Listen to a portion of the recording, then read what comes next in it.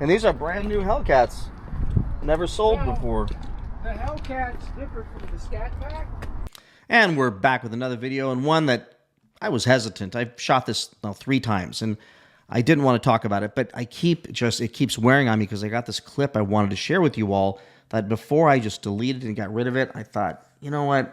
It may just be the natural, persuasive salesperson that is inside of me from 30 years being out there in a business where I got to sell things too. But I do it with honesty and integrity, and no amount of money is worth lying, cheating, and stealing and misleading people. So, but inside me, I have certain core beliefs that I believe salespeople need to know, need to perform as.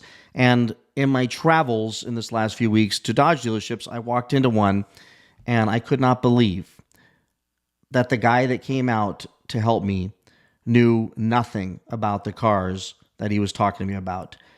Now, yes, I know about cars, and I know the world we live in at this point is everybody Googles and reads about every car before they go shopping for them. So maybe it's not important the salesman knows anything about the cars anymore. But what it's done is it's reduced the car salesman down to nothing more than somebody whose sole purpose is to get you to go through the sales cycle. So introduction to asking open-ended questions, determine motivation, determine ability, start putting the hook in the mouth by getting them to do a test drive, getting their ID and taking them inside the dealership, and then getting them into that closing funnel, which is getting in the conference room and ending up beat up for 6 hours and then getting sold a bunch of crap by finance, and then leaving all worn out, sweaty, and tired with a car that you paid way too much for because that salesman was only trained in one thing, and the manager was trained in one thing, and the GM and the finance guys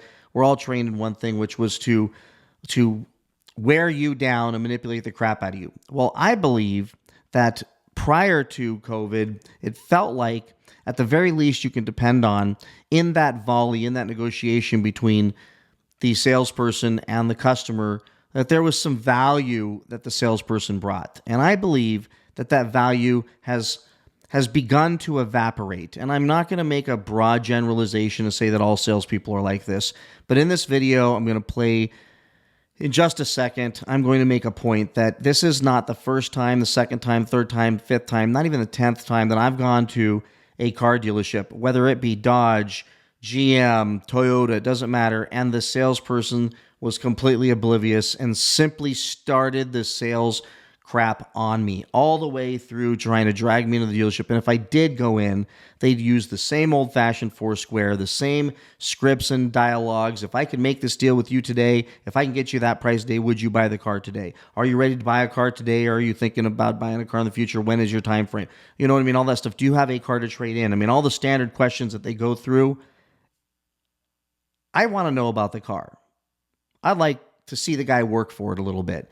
I'd like to see him work for me. So after I roll my intro, I'm going to share with you this clip and just a second or two of thoughts, and I'd love your opinion in the comments below.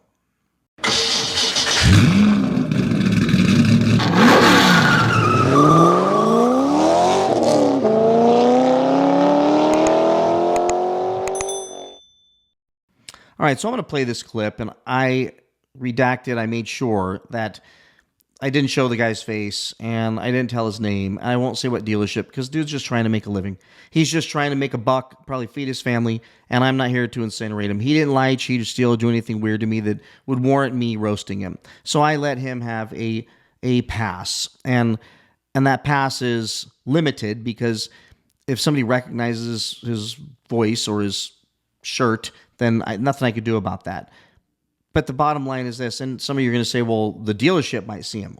I absolutely believe it is the general manager and the owner of that dealership's fault that this guy was set loose on the lot and knowing nothing about the cars. I don't care if somebody's brand new at the dealership. They should have to go through a product knowledge workshop or training class to know about the cars that they have for sale. Every single morning when they come in to sell, there should be a sheet that explains everything handed out to every salesperson. everything that's on the lot and all the specifics about those cars before they engage with the customer. That way, if there's a new used car on the lot or new something on the lot, they at least know the inventory. They should be tested prior to being set loose on the lot once they start a dealership for just the most basic product knowledge of at least their new car inventory and any unsold older cars that are still new. For example, Hellcats, Scat Packs from 2023, they're still sitting on lots. But in this case, and in many other cases, I've gone to these dealers and the salespeople know nothing about the cars, and all they know is just to start pushing me into buying a car. Now, this guy was not very pushy. He's a very nice guy, but I can promise you that he's going to get more training on how to close people than on the product that he's selling. And I would like to see, when I go to a dealership, a salesman actually know what the hell they're selling me and actually make me feel like they're working for the sale. And then I don't mind them making a little bit of money. Does that make sense? So if he or she works really, really hard and answers all of my questions, doesn't make me Google it, look it up, and has maybe fun facts, little known facts about the car, things that maybe even some comparisons where he could say, well, this car is better than our competitor's car for A, B, C, D reasons. You should really get in the car. You know what's awesome about this thing? The torque. You got to experience the torque. Lead me into that funnel with information about the car, and then I would be happy to buy it from you, and I'd be happy to let you make a little bit of money. So let's go ahead and play this video, and it's astonishing. This guy should not have ever been let loose on these lots. Let's just play it. Yeah. So how these selling? They're slow. People, it's a car for people that have disposable income. Yeah. You know, it's not a family car. You know what I'm saying? This kind of car is for someone who can afford to buy a sports car. Right. And not have that be their everyday driver. Yeah. You know what I'm saying? I hear the leases are amazing on these, huh? I think they're pretty aggressive with the leases. They don't teach you guys those? So, Figured you guys would have meetings about that.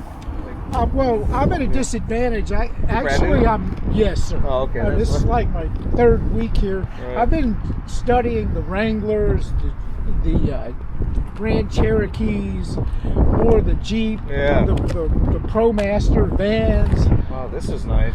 This is what people want. This is cool. This is awesome, huh? Oh yeah. Ooh. See what I'm saying? This is what people want. You want me to open it?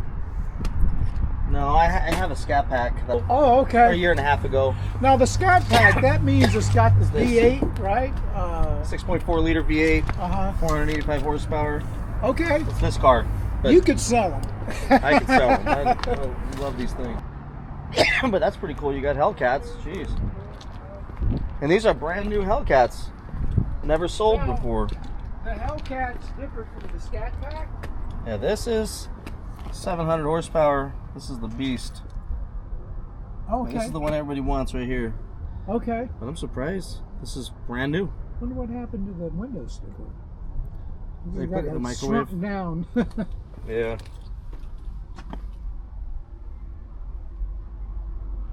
Wow. 6.2 supercharged Hemi V8 SRT engine. This is the Torque. beast right here. Filled 8-speed. All right, I'll try to remember that, Brad. This is the when you see that, Uh-huh. that's the Big Daddy.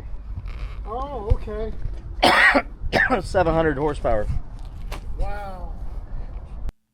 All right, so what do you think about that? I mean, he didn't know what a Scat Pack was, didn't know what a Hellcat was. He's asking me about the cars. He says that he's new, and I appreciate that. I mean, look, we've all been new before, but the bottom line is these dealerships need to get back to where they are delivering a human being that's going to walk out on that lot and know as much about those cars as the customer, or at least have some solid foundational knowledge so that they can actually sell the product. If they're just walking out there to try to set a hook in my mouth, then we don't need them. Frankly, we can use AI. We can go into Google and ask Google the questions about the cars and get all the information and then decide whether we want to buy it or not. But to have an interaction with a human being that actually knows their product, there's some value in that, but that's going away. And for that reason, I think it's one more nail in the coffin of the traditional salesperson. And if you're a salesperson watching this today,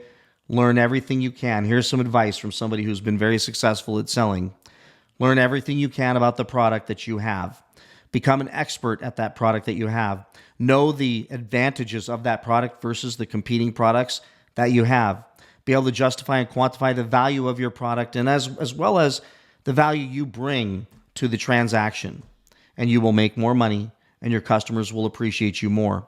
With that said, please like, subscribe, comment. Let me know what you think as well. Am I just being a little too harsh here? And I will see you all in the next one. Bye-bye.